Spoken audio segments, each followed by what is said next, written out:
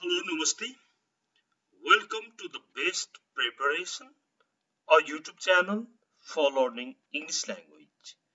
Please don't forget to subscribe this channel, share this video to your friends, like and comment. Now, let's see speech. We say reported speech. Okay? Here. Okay. Speaking English, advanced skills, reported speech. Which unit? This one is unit 78. Unit 78. Okay.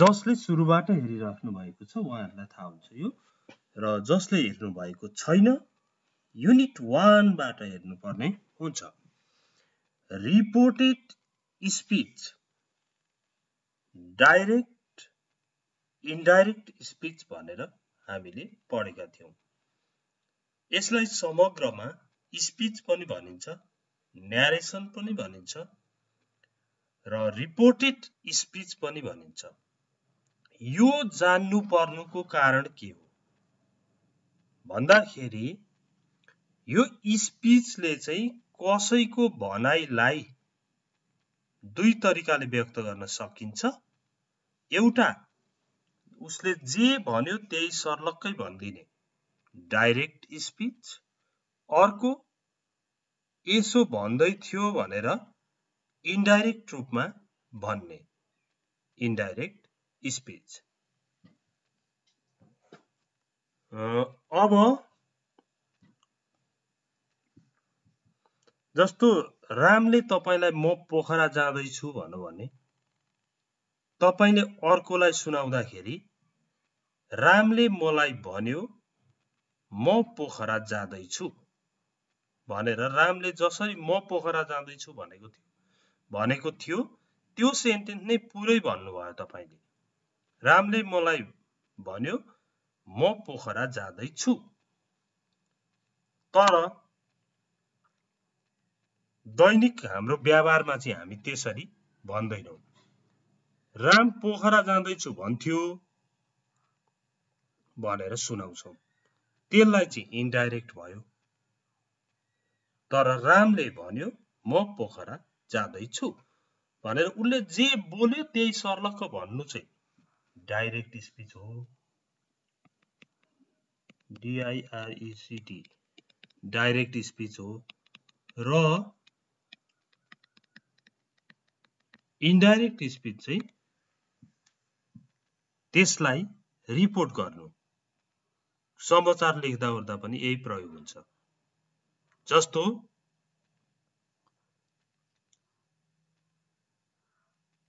प्रधानमन्त्रीले चाहिँ ल प्रधानमन्त्री आउनु भएको छ अरे lockdown बाहेक अर्को उपाय छैन भनेर प्रधानमन्त्रीले भाषण गर्यो भने प्रधानमन्त्रीले भन्नुभयो लकडाउन बाहेक अर्को उपाय छैन भनेर उले जे भनेको त्यही लेख्नुहुन्छ अथवा अर्कालाई सुनाउनु हुन्छ भने डाइरेक्ट स्पीच प्रधानमन्त्रीले लकडाउन बाहेक अरु उपाय नभएको कुरा बताउनु भयो भनेर अलिक अर्कै तरिकाले समाचारहरु बनाउनु चाहिँ इन्डाइरेक्ट स्पीच हो अहिले त्यत्रो पर पनि नजाऊ कसरी डाइरेक्टलाई इन्डाइरेक्ट बनाइछ भन्ने कुरा चाहिँ सर र हेरौं एकदमै बुझ्ने गरी मैले यहाँ प्रेजेन्ट गर्न लागिरहेको छु र यो अन्त्यसम्म हेर्नु होला अब यहाँ मैले रुल्सहरु पनि ल्याएको छु प्रब्लम्सहरु पनि ल्याएको छु त्यसमा चिन्ता गर्नु पर्दैन जस्ट यहाँनेरि हेरौं 1 नम्बरमा छ यो चाहिँ रुल पढ्नु भन्दा नि अगाडि यसो एकपल्ट इक्जाम्पल्सहरु हेर्ने अनि भरे रुल पढ्नमा रमाइलो हुन्छ। Ram shed, I am writing an essay. यो चाहिँ रामले भन्यो म एसे लेख्दै छु। तर रामले एसे लेख्दै छु भन्थ्यो भनेर अर्कै तरिकाले हामी बोल्छौं नि, त्यो चाहिँ यो हो। Ram said that he was writing an essay. यसरी फरक हुन्छ। अब यहाँ सेड थियो, यहाँ सेड दैट भयो। फेरि यहाँनेरि हेर्नुहोस् है, राम सेड टु मी, रामले मलाई भन्यो I have bought a car, मैले एउटा कार किनेको छु। अब रामले मलाई भन्यो मैले एउटा कार किनेको छु भनेर सुनाइदैन। सुनाउँदा त रामले एउटा कार किनेको छु भन्थ्यो भनेर सुनाइछ। भनेपछि Ram told me that he had bought a car. यहाँ am थियो, यहाँनेरि was भयो। यहाँनेरि have थियो, यहाँनेरि had भइरहेछ। यो कसरी हुन्छ? कति बेला told हुन्छ, कति बेला said नै हुन्छ, त्यो पनि पढ्न बाँकी नै छ। Ram said to me, please pass the newspaper. Ram requested me to pass the newspaper. अब यहाँको said त फेरि requested भयो, यहाँको said told भयो, यहाँको said चाहिँ said नै छ। के हुँदा यस्तो हुन्छ? अथवा यो am किन was भयो, यो have किन had भयो, अनि यहाँनेरि पास प्लिज थियो, प्लिज कता गयो, पासको अगाडि टु कसरी आयो? यिनै त हुन् समस्याहरू त। यहाँ चेन्ज भएको छ, यहाँनेरि चेन्ज भएको छ, यहाँनेरि चेन्ज भएको छ, यो जस्ताको तस्तै छ, यो चेन्ज भएको छ, यो झनै चेन्ज भएको छ। यी सबै कुराहरू अब हेरौं।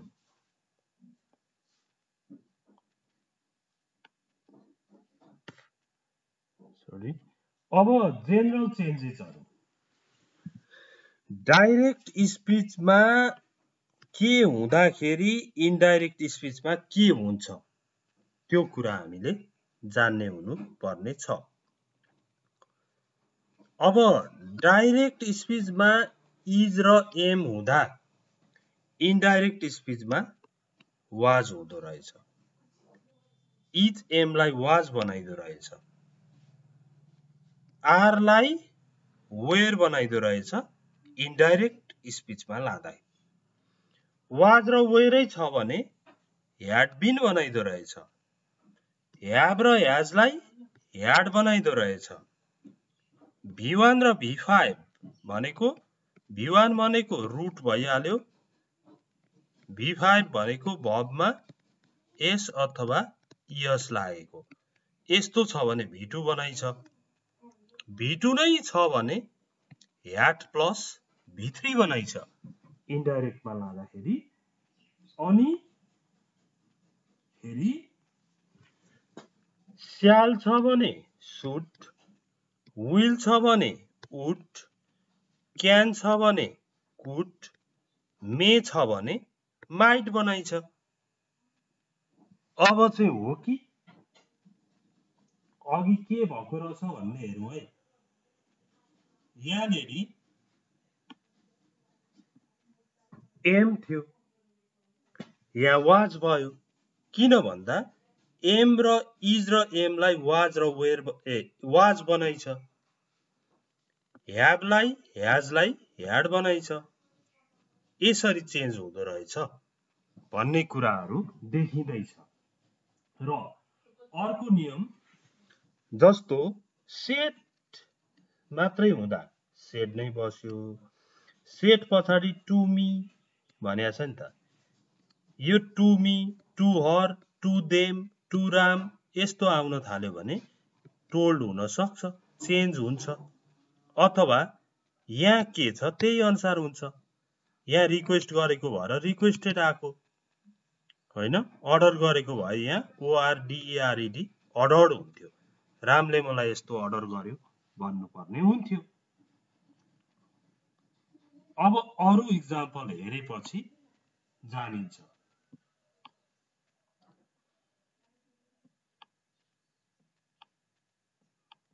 ओके, यो नम्बर 1 देखि अब हामी हेरेर लैजाउँ।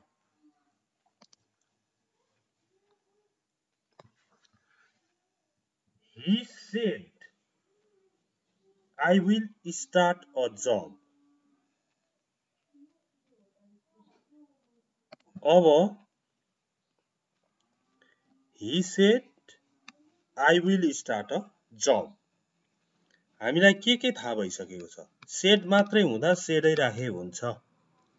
अनि will लाई would बनाउने, shall लाई should बनाउने, can लाई could बनाउने, may लाई might बनाउने।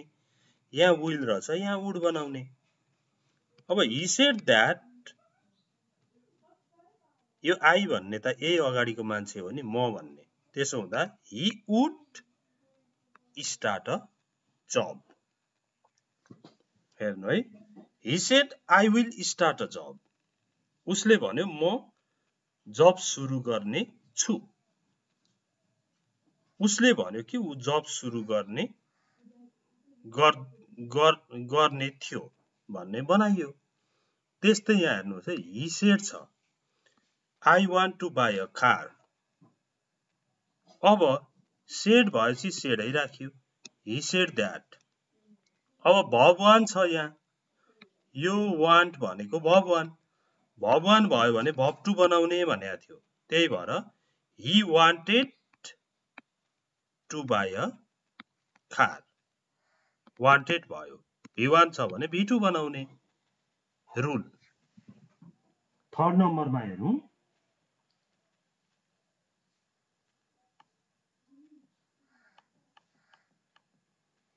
अब हेर्नु है, he said to me, they are learning English. said to me पनि जोडियो, he told me बनाइयो, he told me that, they को they नै भयो, is र am भयो was बनाउने, are भयो भने were बनाउने। यो त रुलै छ। रुल छ कि छैन एकपल्ट हेरौँ फेरि। यहाँ आर आयो, आर हुँदा के गर्नु भन्ने रहेछ हेरौँ है। यहाँनेरि आर छ भने वेयर बनाउने भनेकै रहेछ, त्यही भएर वेयर बनाउन लागेको हो।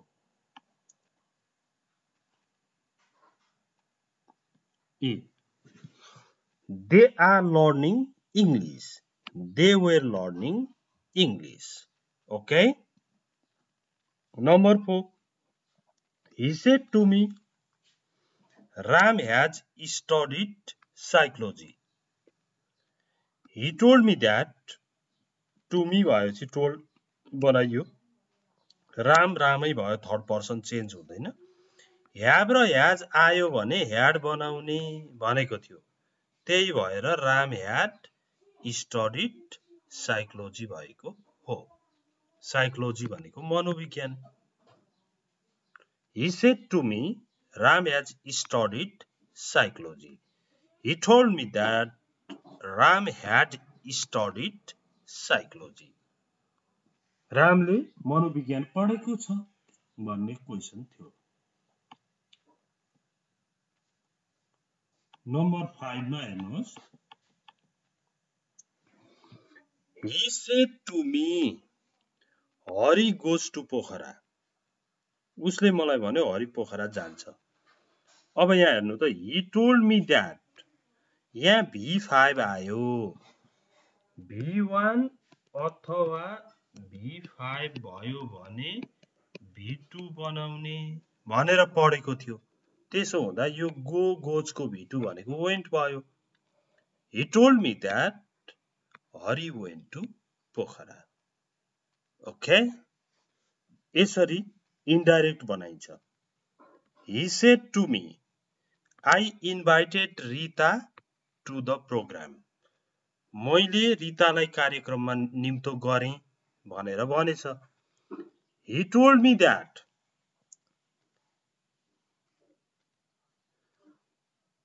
he had invited Rita to the program. यहाँ V2 छ। V2 भयो भने के गर्ने? V2 भए had plus V3 गर्ने। त्यही भएर he told me that he had invited Rita to the program. थुप्रै चेन्जेसहरु गर्नुपर्ने हुन्छ यसमा।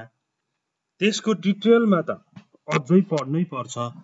आज यो फर्स्टमा तपाई इज एम लाई वाज बनाउँदो रहेछ, आर लाई वेयर बनाउँदो रहेछ, ह्याभ ह्याड छ भने ह्याड बनाउँदो रहेछ, V1 र V5 छ भने V2 बनाउँदो रहेछ, V2 छ भने ह्याड प्लस V3 बनाउँदो रहेछ, वाज वेयर छ भने ह्याड बीन बनाउँदो रहेछ इन्डाइरेक्ट स्पीचमा। यसरी डाइरेक्टबाट इन्डाइरेक्ट स्पीचमा चेन्ज गर्न सकिँदो रहेछ, मात्र बुझ्नुहोस्। त्यति कुरा आजको यस भिडियोबाट बुझ्नुहोस् र मैले होमवर्क पनि त्यही अनुसारकै दिन्छु। होमवर्कमा त अब पार्टिसिपेट हुनै पर्छ, त्यसको महत्त्व अर्कै छ। अब होमवर्कको कुरा गरौँ।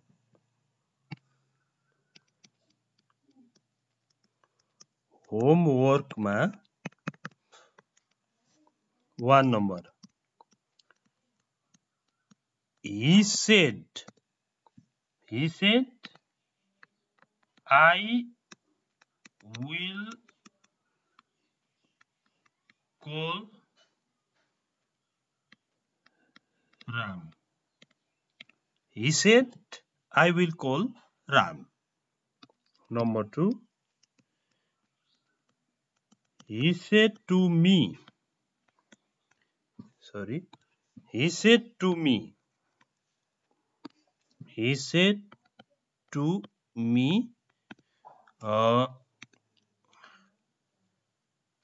I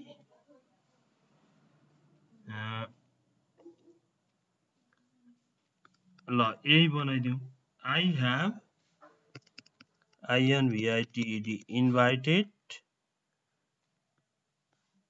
I have invited Ram. मैले रामलाई निम्तो गरेको छु भनेर भनेछ। अब एउटा नम्बर 3 है। नम्बर 3 मा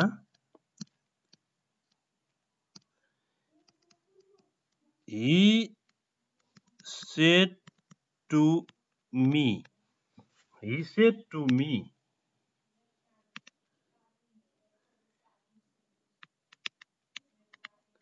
they